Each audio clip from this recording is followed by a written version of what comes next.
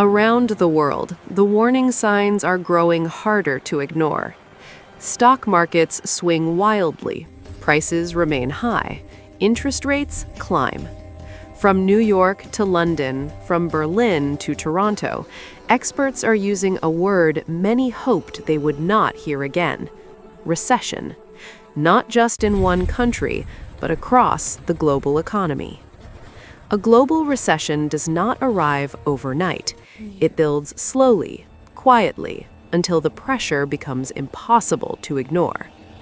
So why are economists, central banks, and global institutions increasingly worried? To understand the fear, we must look beneath the surface of the world economy. The global economy is still recovering from years of disruption. First came the COVID-19 pandemic, shutting down factories, ports, and entire nations. Supply chains broke, businesses closed, governments spent trillions to keep economies alive. As the world began to reopen, new shocks followed. The war in Ukraine disrupted energy markets and food supplies. Oil and gas prices surged, especially in Europe. Wheat and fertilizer shortages pushed food prices higher worldwide. These overlapping crises left the global economy fragile, weakened, but still moving forward. Then came inflation. Inflation rose to levels not seen in decades. Everyday goods like food, fuel, and rent became more expensive. Families felt the pressure. Businesses faced rising costs. Central banks were forced to respond. In the United States, the Federal Reserve raised interest rates aggressively. The Bank of England followed. The European Central Bank tightened policy across the Eurozone. Higher interest rates are meant to slow inflation, but they come with a cost. Loans become expensive. Mortgages rise. Businesses delay investment. Consumers spend less. When borrowing slows across many countries at the same time, economic growth begins to stall. This is when recession risk increases. The global economy depends on confidence. When people feel uncertain, they save instead of spending. When companies fear losses, they freeze hiring and expansion. Across advanced economies, warning signs are emerging. Retail sales weaken. Manufacturing slows. Tech companies announce layoffs. Small businesses struggle with higher debt payments. In Germany, export-driven industries face declining global demand. In the United Kingdom, households battle high living costs and mortgage stress.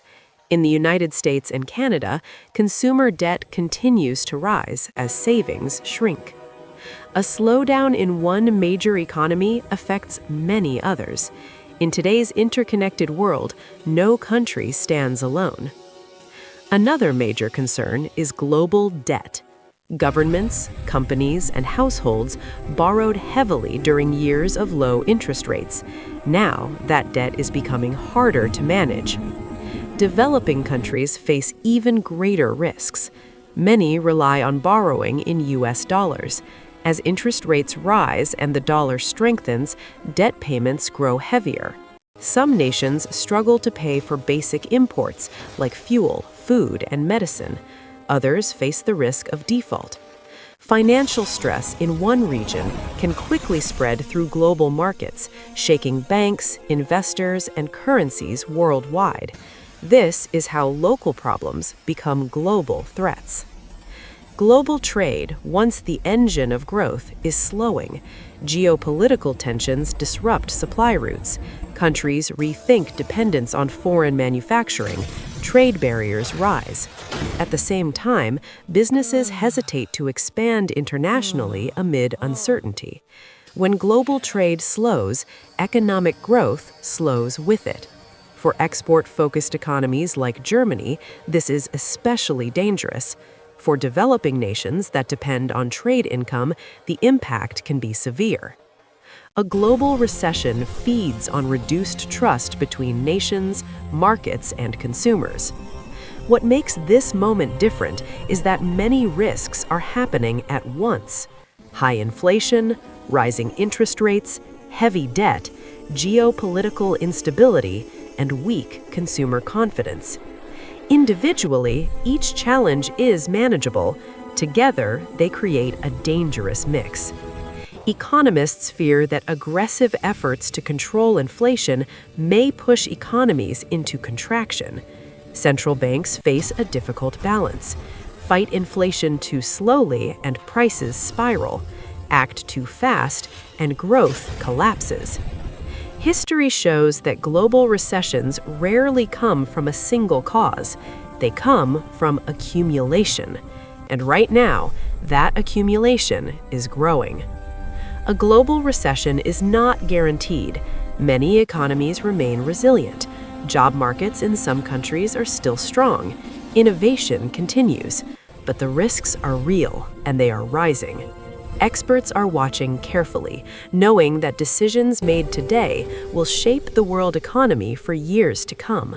For governments, businesses, and families alike, the question is no longer if challenges exist, but how prepared we are to face them. Because in a connected world, when the global economy slows, everyone feels it.